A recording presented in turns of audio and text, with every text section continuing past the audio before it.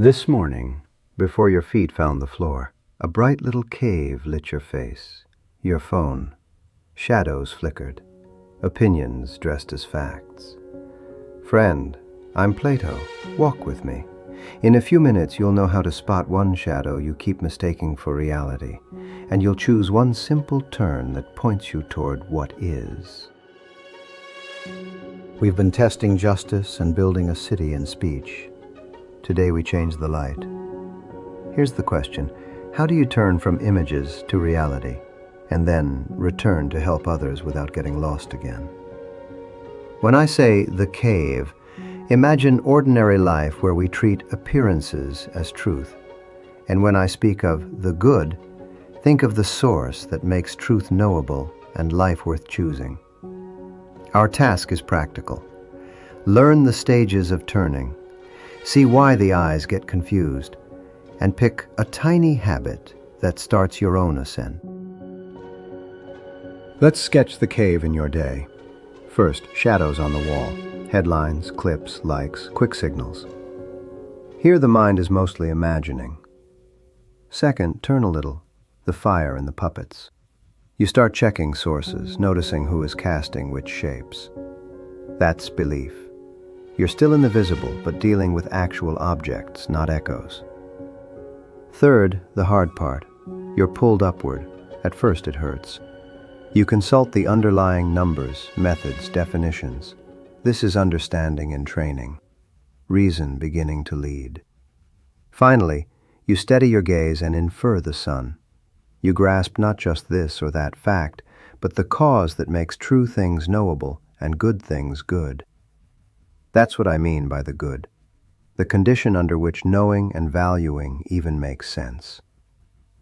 Notice the progression: image to thing to principle, principle to the source. Try this with a hot topic: health advice, investment chatter, a rumor at work. Shadow, a viral claim. Thing, the actual study.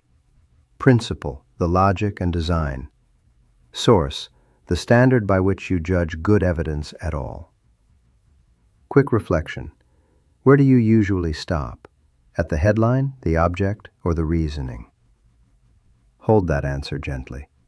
We'll complicate it because the eyes get baffled in two different ways. Here's the twist: confusion isn't a single disease.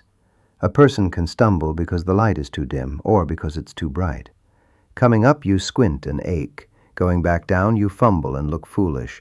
So before we laugh at anyone's clumsiness, ask, are they rising or returning? Keep that question close while we talk about education, because the cure isn't new eyes. It's a new direction.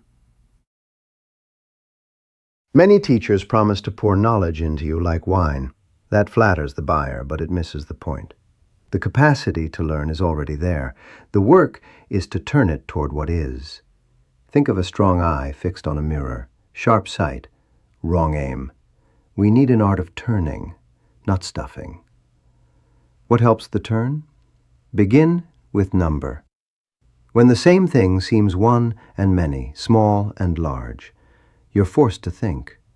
Arithmetic, rightly used, pulls you from the tug-of-war of appearances to stable, intelligible order. Geometry does the same, not for measuring fields alone, but for training the mind to consider being, not becoming. Then solids, then the motions above. Astronomy, not as stargazing for sailors, but as a study of intelligible patterns and harmonics, not just sweet sounds, but ratios that reason can see. Notice the connection. Each study is a rung, and their value appears when they interlock. Together, they cleanse the eye of the soul.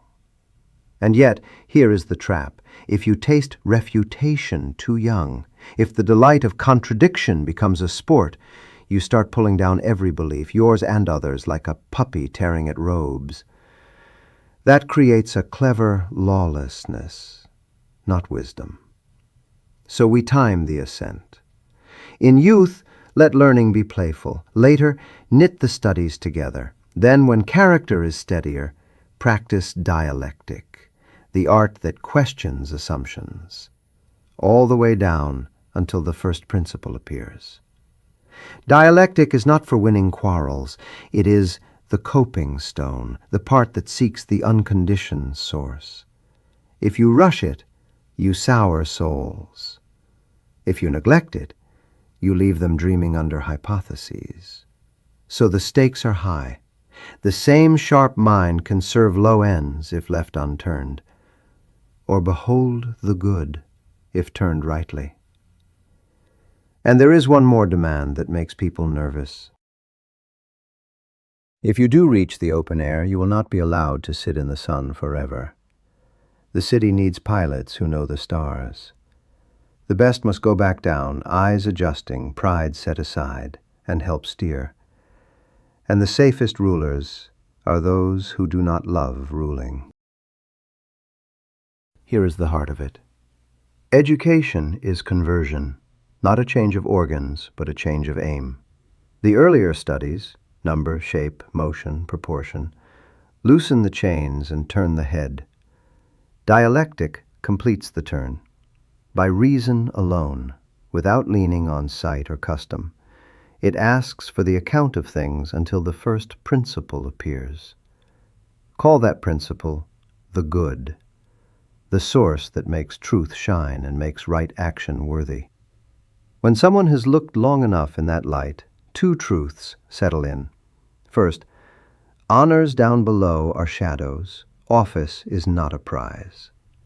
Second, justice aims at the whole, not one part. So the founders require a double duty. Ascend as far as you can, then return as far as needed. Returners stumble at first, that's natural.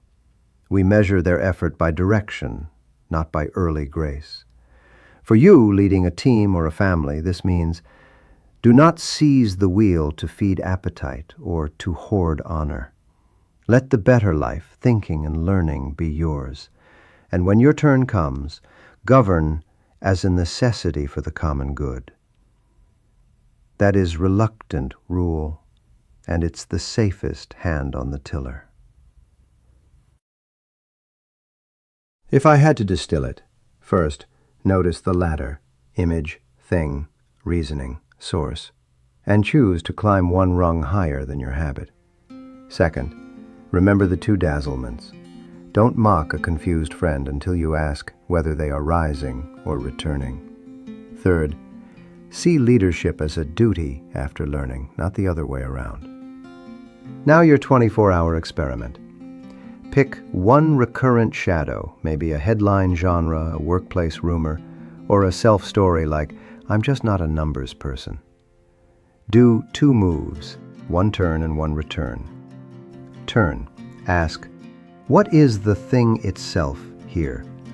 What stable ratio or definition governs it? Return. Take one small action that helps another see one rung higher, a link, a calm question, a clearer metric. Keep your face toward the better light, and when it's your turn, return gently. Next time we'll board a stormy ship and ask why true navigators seem useless. Thank you, friend.